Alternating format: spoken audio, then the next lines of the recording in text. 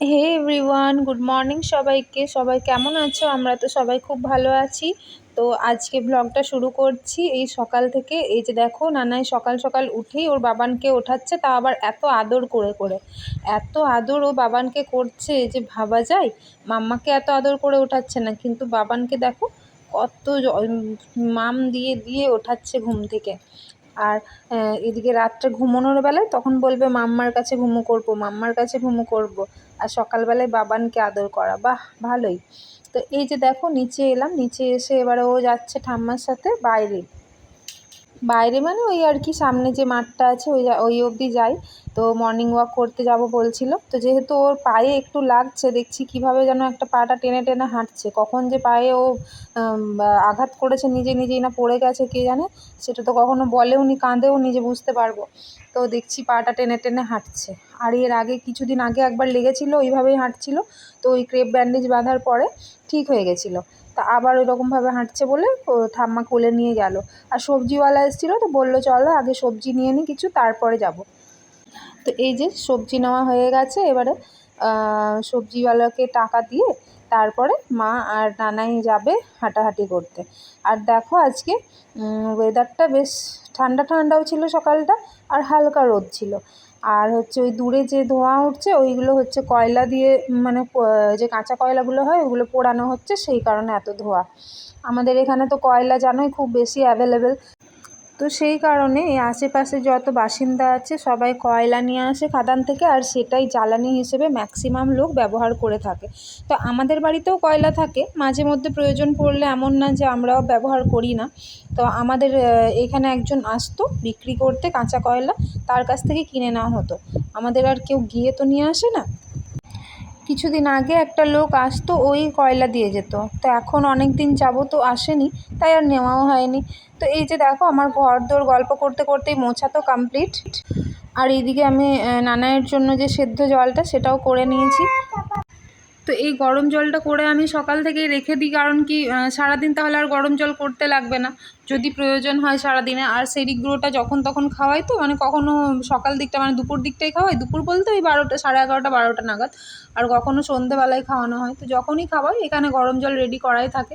আর যে জলটা বেঁচে যায় সেই জলটা ওর একটা সেদ্ধ জল রাখার বাটি আছে, সেটাতে ঢেলে দিই, কারণ সেদ্ধ জলই খায় এখনও পর্যন্ত। আর এই যে দেখো, সকাল সকাল কলের জল চলে এসেছে। সকাল বলতে এই 7টা, 7:30 নাগাদ জল চলে এসেছে। তো সেই কারণে আমিও তাড়াতাড়ি যত কাপড় ছিল জড়ো করা সমস্ত নিয়ে চলে এসেছি, কেচে নেবো। আজকে রবিবার, সেই জন্য জামা কাপড়ের সংখ্যাটাও একটু বেশি এখানে। আর এই জলগুলো ভরে নেবো, আর এদিকে খাবার জল টলও নেওয়ার রয়েছে। আর এই যে কাঠগুলো দেখছো, দেখো ড্রামটাও ভর্তি হয়ে গেছে, এত সকালে জল এসেছে আজকে। আর এই যে কাঠগুলো রয়েছে, এগুলো সব বাবা কাঠের কাজ করে, তো তো এই অর্ডারের সব কিছু, এগুলো দিয়ে ফার্নিচার হবে। আর এই যে খাবার জলটা এবারে নেব। আর খাবার জলটা প্রথমে ভরে নিয়ে তারপরে আমি ওইদিকে ধোয়া মাজা কাপড় কাচা যা যা আছে সেগুলো করব। তো খাবার জলটা নিয়ে নিলে না অনেকটা হেডেক কমে যাবে আর কি। যদি জল তাড়াতাড়ি চলেও যায় তাহলে কোনো টেনশন থাকবে না। আর এই যে দেখো, নানাই তো একবার করে নেমে আসবে, বলবে হিসি করিয়ে দাও, মাম্মাই করিয়ে দেবে, এইসব বলে। তো ওই ওকে হিসি করিয়ে দিয়েছি। আর ঠাম্মার সঙ্গেও বললাম যে তুমি যাও ঘরের মধ্যেই খেলো, বেরিয়ে এসো না। বেরিয়ে এলেই বারবার হয় রোদে যাবে, মাটি ঘাঁটবে, আর না হলে জলে, ওই তো কাজ। ও কি আর এক জায়গায় শান্ত হয়ে বসার পাত্র? তো সারাদিনে আমাদের অনেকটাই জলের দরকার পড়ে। আর প্লাস ফিল্টারের জলটাও মানে একবার সকালে ভর্তি করা হয়, সেটাতে কিন্তু হয় না, আবার দ্বিতীয়বার জল ঢাললে তবে এনাফ জল থাকে। নাহলে ফিল্টারের জল সরু হয়ে যায়, আর দিয়ে শেষ হয়ে যায় রাতের দিকে, আর থাকে না খাবার জল আর কি। তো মা মনে করে ঢেলে দেয় জলটা। আর আমার মা কিন্তু একটু বেশি করেই জলটা খায়। আমি তার থেকে বরং কম খাই, কিন্তু মা বড় বোতলে অনেকটা করেই জল খেয়ে নেয়। তো সেই কারণে জলটা আমাদের প্রয়োজন হয়। বাবা বরং অতটা জল খায় না। আর ও তো ডিউটিতে থাকলে ওইখানেই জল খাওয়া, আর এখানে ওই যেটুকু এলো আর কি। ও যে খুব বেশি খায় সেটা না, বাড়িতে থাকলে নিশ্চয়ই খাওয়া হয়। তো এই যে এবারে যে খাবার জল আর রান্না করার জল সব এখানে ভরে নিচ্ছি হাঁড়িতে, যেগুলো সেগুলো হচ্ছে রান্না করব, তার জন্য ভরে রাখছি। আর ওই জলগুলো আজকেই ব্যবহার করা হয়, এই যে ভরছি, এবার সারাদিনে এগুলো লাগবে সেই কারণে।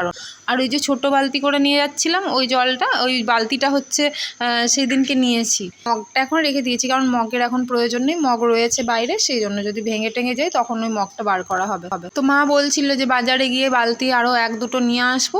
তা আমি বললাম যে আবার এখন বাজারে গিয়ে নেবে, যদি আমাদের পুরোনো জামা কাপড় শাড়ি জড়ো হয় তখন এখানেই নিয়ে নেবো। তো বলছিল না, যদি এখন ইমিডিয়েট আর 1-2টো লাগে তখন বাজারে গিয়ে নিয়ে আসবো। তো চলো, এদিকে তো আমার জল টল ভরা হয়ে গেছে। আর আজকে না আর আটা মেখে রুটি করতে হবে না, কারণ আগের দিন রাত্রে লুচি করেছি, সেগুলোই রয়েছে, সেগুলোই সবাইকে চা দিয়ে দেওয়া যাবে, তো সেই কারণে। আর এদিকে দেখো বাবা হচ্ছে বসে গেছে কলপ লাগানোর জন্য, আর মা লাগিয়ে দিচ্ছে। নিজে নিজে ভালোভাবে পেছন দিকে লাগানো যায় না, সেই জন্য মা লাগিয়ে দিল। আর এদিকে আমার জামা কাপড় সমস্ত কাচা হয়ে গেছে, কাজ একদম কমপ্লিট বলা যায়। বাইরের যে কাজগুলো ছিল সেগুলো সব ফিনিশ হয়ে গেল। আর এবারে আমি ওপরে এসেছি, আর এই যে দেখো নানাই রাগ করেছে, রাগ করে আমাকে কেমন মারপিট করতে আসছে আমার সাথে।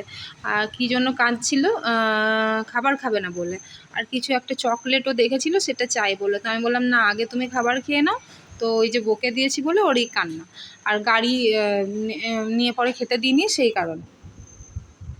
তো এই যে দেখো আমাকে কেমন পাপ পাপ করছে রেগে গিয়ে। আর সকালবেলায় কি কেউ চকলেট খায় বলো? সকালবেলা চকলেট খেতে চাইবে উঠেই, ঘুম থেকে উঠেই বলবে আমাকে চকলেট দাও। আর মাঝে মধ্যে ওর বাবান নিয়ে আসে, খুব যে ওকে চকলেট দেওয়া হয় তা না, কিন্তু প্রায়ই বাবানকে যাবার সময় বলবে আনবে, তখন ওর বাবানের মনে হয় যে নিয়ে যায় একটা, তো সেই কারণে। আর এই যে দেখো এখন ওর বাবান এসেছে, তো বলছে আমাকে মাসাজ করে দাও, মাসাজ বলতে শিখেছে। তো ওই জন্য ওর বাবান ওর পা টিপে দিচ্ছে, বলছে এত পা ব্যথা হয়ে গেছে, এত খাটাখাটনি। আর ওর বাবান তো আজকে বাড়িতেই থাকবে, সানডে, তো ভালোই হয়েছে ওর মজা। আর এই যে আমার বিছানাপত্র গোছানো হয়নি, সেগুলো গুছিয়ে নেবো আজকে। পুরো নিচের কাজটা কমপ্লিট করার জন্য ওখানে লেগে পড়েছিলাম, তো আর সকাল সকাল জল এসেছে, তো ওই দিকটা পুরো একদম কাজ মিটিয়ে তারপরে উপরে এসেছি। তো ওই জন্য বিছানাপত্র এবারে গোছাবো, আর শুধুমাত্র বাকি হচ্ছে ওপরের ঘরটা মোছা। তো ওই মুছে নেবো, তারপরে আমার ওপরেও কোনো কাজ থাকবে না। নানাই ঘুমিয়ে গেলে তো ব্যাস, তাহলে সমস্ত কিছু তাড়াতাড়ি করেও নিতে পারবো, সেই কারণে। তো এই যে নানাই এখন খেলছে, খেলুক, এখন ওর বাবানের সঙ্গে ব্যস্ত রয়েছে, ততক্ষণে আমি বিছানাটা গুছিয়ে নিই একটুখানি।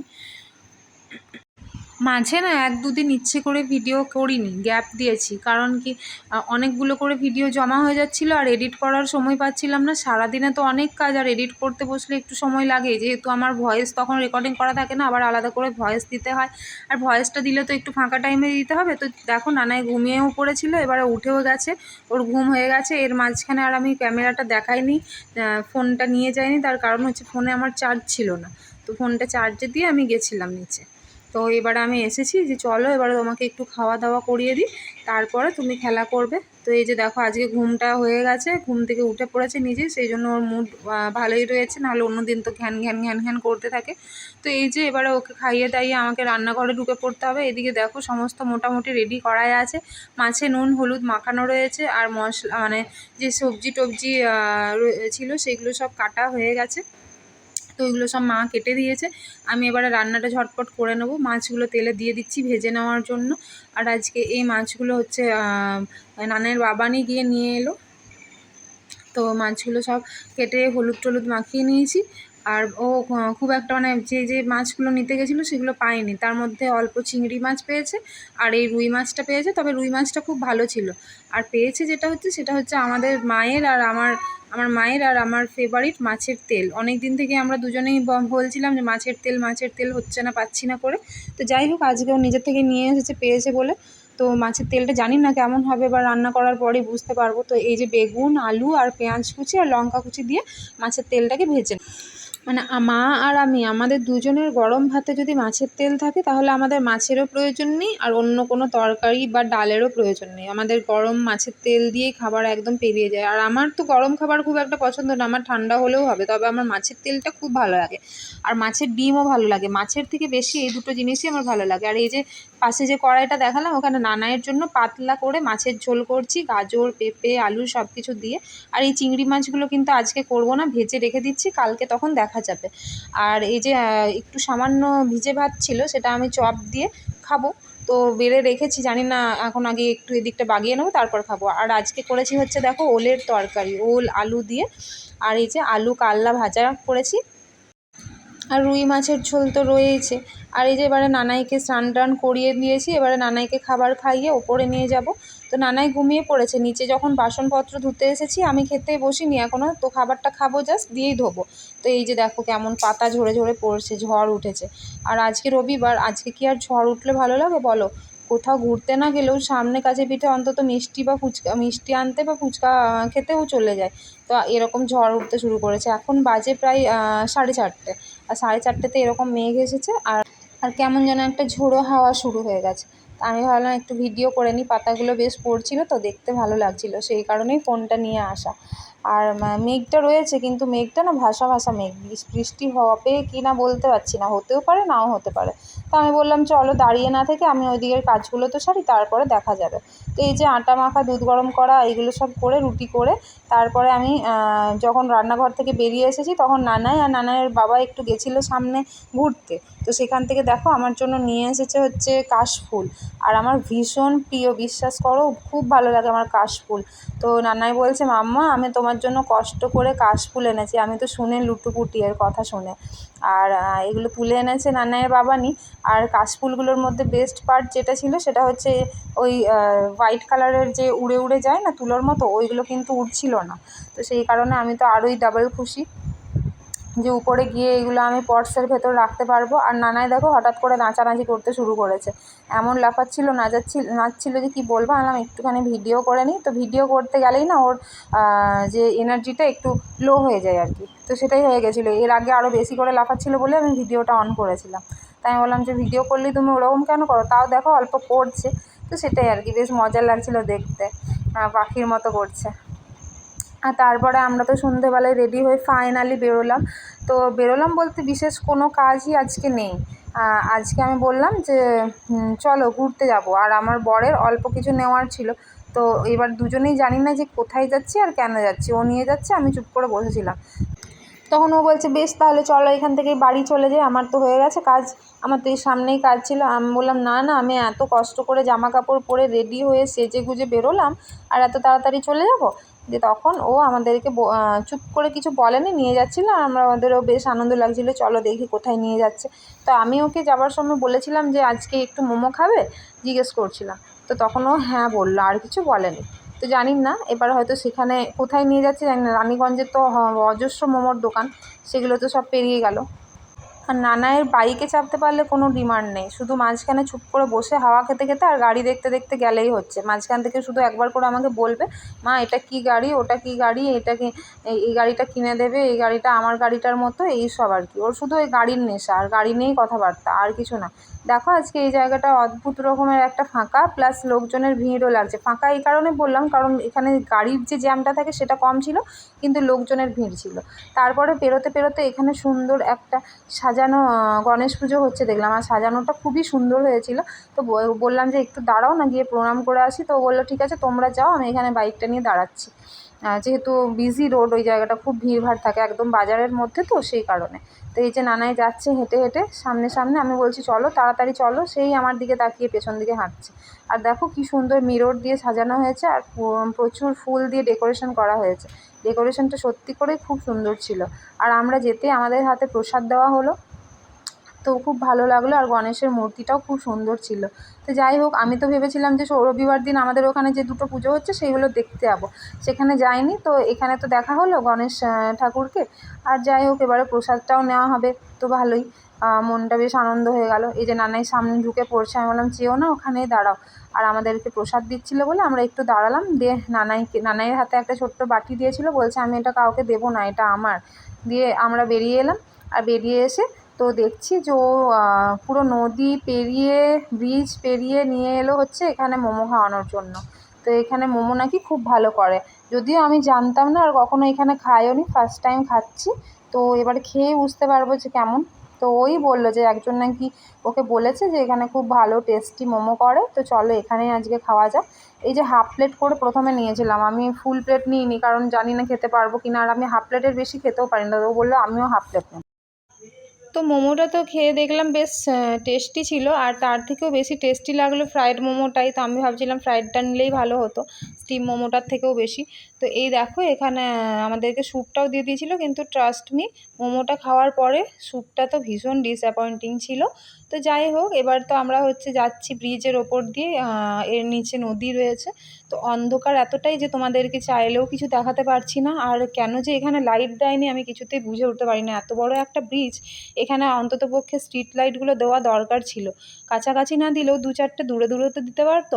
আর তারপরে যাওয়ার পথে এখানে সবজি দেখতে পেয়ে এ নেমে পড়েছে। এ কচুর পাতা দেখতে পেয়েছিল, বলছে কচুর পাতা নেব। আমি বললাম বেশ ঠিক আছে নাও, যদিও আমি এটা কখনো রান্নাও করিনি আর খাইও নি। তো ও বললো তো যাক নিক, তারপরে দেখা যাবে রান্না করা যায় কি না আর খেতে কেমন লাগে সেটাও দেখা যাবে। তো সেই কারণে ও দুটো নিল। আর তারপরে কিছু টুকটাক সবজি টবজিও নেওয়ার ছিল, সেগুলোও নিতে চলে গেলাম। বললাম চলো, নানায়ের তো বিট নেই, কিছুই নেই। তো আর রসুন টসুন ওই দিকটাই না আমাদের ওইদিকে পাওয়া যায় না এখন, ওই জন্য আদা রসুনের পেস্ট দিয়ে কাজ চালাতে হচ্ছে। তো সেই কারণে এখান থেকে অল্প রসুন নিয়ে গেলাম। আর নানায়ের জন্য বিট নেওয়ার ছিল, তো বিটটাও নিয়ে নিয়েছি। এবারে আমরা এলাম এই দোকানটায়, এখানেও কিছু গ্রসারি জিনিস নেওয়ার ছিল। তো গ্রসারি শপিং করার পরে আমরা এখান থেকে সোজা বাড়ির পথে বেরিয়ে যাব। আর ততক্ষণ নানা এখানে বসে একটু রেস্ট করে নিচ্ছিল, অনেকটাই ধকল হয়ে। আর তারপর এখান থেকে বেরিয়ে গিয়ে আজকে একটা নতুন দোকানে, নতুন বলতে এই দোকানে আগেও নিয়েছি, তবে রেগুলার আমরা যে দোকানটা থেকে নিই সেইখানে আজকে নিয়ে নিই। আজকে বললাম চলো অন্য কোথাও একটু ট্রাই করি গিয়ে। তো এইখান থেকে মিষ্টি নিয়ে নিলাম, মিষ্টি বলতে ছানার জিলিপি নেওয়া হয়েছিল। আর এখানে আইসক্রিম দেখতে পেয়ে নানাই তো বলছিল আমি নেবো। আমি বললাম না বেটু, এত রাত্রেবেলা আইসক্রিম খেও না, নাহলে তোমার কাশি হবে। আর এই যে এবারে আমরা সোজা বাড়ি ঢুকবো, গিয়ে অনেকটাই দেরি হয়ে গেছে। বাড়ি গিয়ে নানাইকে আবার খাবার খাওয়াতে হবে। তো আজকের ভিডিওটা এই পর্যন্তই। আবার একটা নতুন ভিডিও নিয়ে তোমাদের কাছে চলে আসবো নিশ্চয়ই। আর সাবস্ক্রাইবটা প্লিজ করে দিও। Good night, by.